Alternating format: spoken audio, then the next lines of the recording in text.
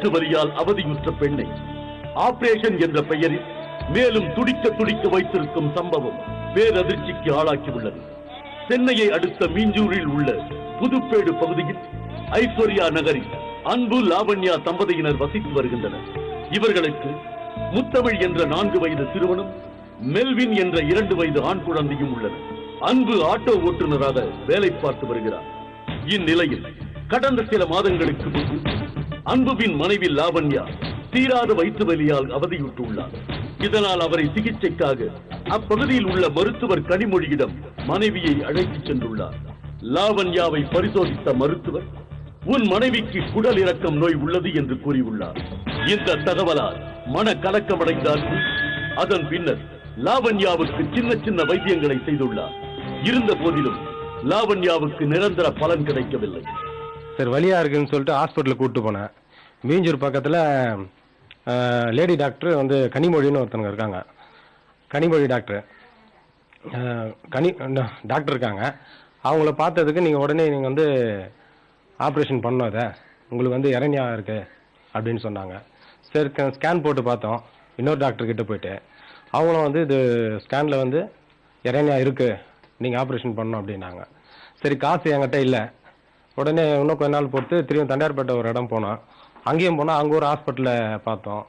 அவங்களும் வந்து இறனியா இருக்குது, நீங்கள் ஆப்ரேஷன் பண்ணணும் அப்படின்னு சொன்னாங்க.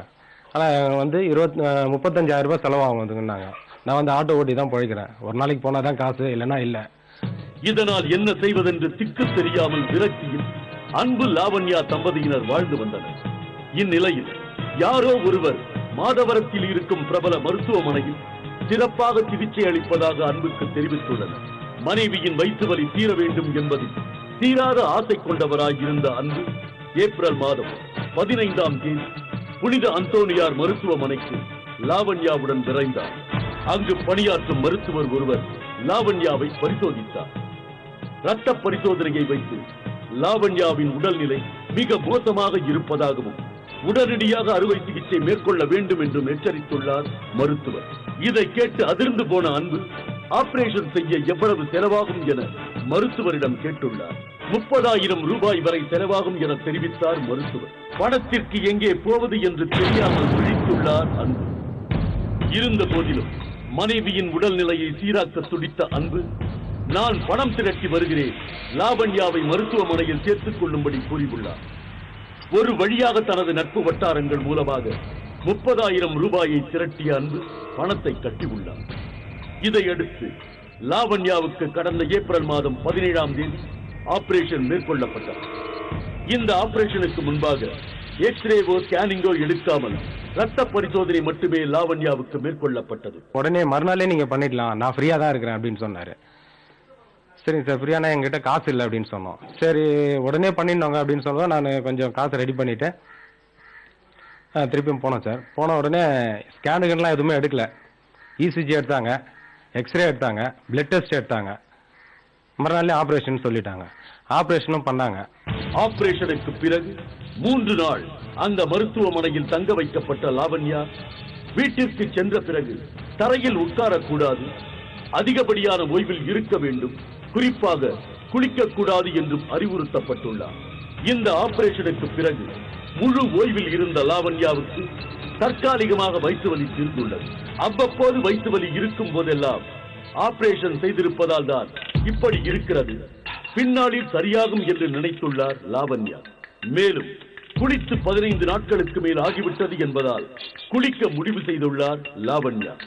அப்போதுதான் தனக்கு நேர்ந்த கொடுமை தெரிய வந்துள்ளது. இடது பக்கம் இடுப்புக்கு கீழே இரண்யா ஆபரேஷன் செய்திருப்பதாக கூறியிருந்த லாவண்யாவுக்கு வயிற்றுக்கு கீழே 2ஆக பிளர்ந்தால் போல் அறுக்கப்பட்டு தைக்கப்பட்டிருப்பது அப்போதுதான் தெரிய வந்தது.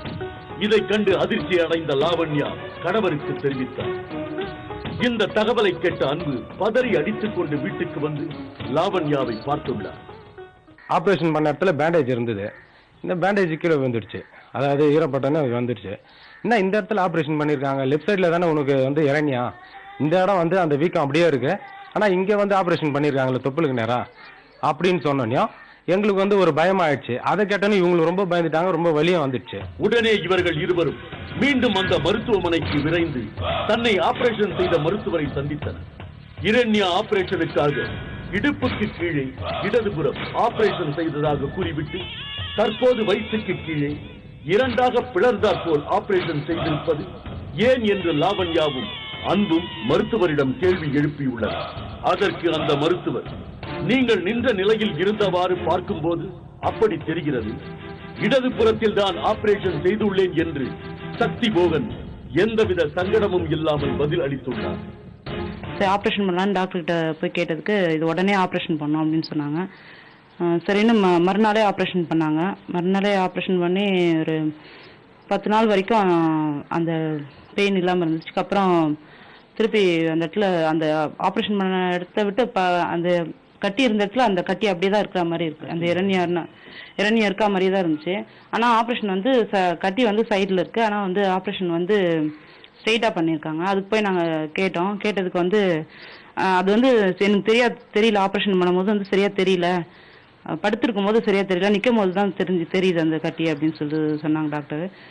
லாவண்யாவுக்கு நடந்த ஆபரேஷன் குறித்து கணவர் அன்பு விளக்கம் கேட்க, கொழுப்பு அதிகமாக இருக்கிறது என்றல்லவா கூறினீர்கள், அதனால்தான் கொழுப்பை எடுத்தேன் என்று அடுத்த கட்டமாக பதிலளித்துள்ளார் மருத்துவர். அதோடு இப்போதைக்கு இதை ஒன்றும் செய்ய முடியாது, ஒரு 6 மாதம் கழித்து வந்து இன்னொரு ஆபரேஷன் செய்து கொள்ளலாம் என்று டாக்டர் தெரிவித்துள்ளார். அதுவும் ஏதோ மனிதாபிமானத்தில் சிறந்தவர் போல், அப்போது வாருங்கள் பார்த்து பண்ணி தருகிறேன் என்று வேறு கூறி வெந்த புண்ணில் வேலை பாய்ச்சி உள்ளார் மருத்துவர். கொழுப்பு எடுத்தார். ஏன் சார், எங்களுக்கு கொழுப்பு ப்ராப்ளம் கிடையாது, சைடில் இருக்கிற இரண்யா தான் ப்ராப்ளம். அதை நீங்கள் எடுக்கவே இல்லையா சார், டெய்லி எங்களுக்கு கஷ்டப்படுறோம் சார் அப்படின்னு சொன்னோம். சொன்னதுக்கு எவ்வளோ செலவாச்சு அப்படின்னு சொன்னார். சார் எங்களுக்கு 20,000 ரூபாய் கிட்ட செலவாச்சு, நாங்கள் கஷ்டப்பட்டு நாங்கள் எடுத்துன்னு வந்தோம் சார் கடன் வாங்கி. அது செலவுக்கு என்ன சார் பண்ணுறது அப்படின்னா, சரி பார்த்து பண்ணிக்கலாம் வாங்க, இப்போ உடனே வந்து இந்த ஆப்ரேஷனை பண்ண முடியாது. இப்போ பண்ணிடுற ஆப்ரேஷன் வந்து பண்ணாலே 3 மாதம் பொறுத்து தான் இந்த செல்லெல்லாம் மூடும், அதுக்கப்புறமா தான் இன்னொரு ஆப்ரேஷன் பண்ண முடியும். வந்து 3 மாதம் பொறுத்து பண்ணிக்கலாம், பார்த்து பண்ணிக்கலாம் வாங்க அப்படின்னு சொல்லி எங்களை வந்து அப்படியே ஆஃப் பண்ணிட்டாரு.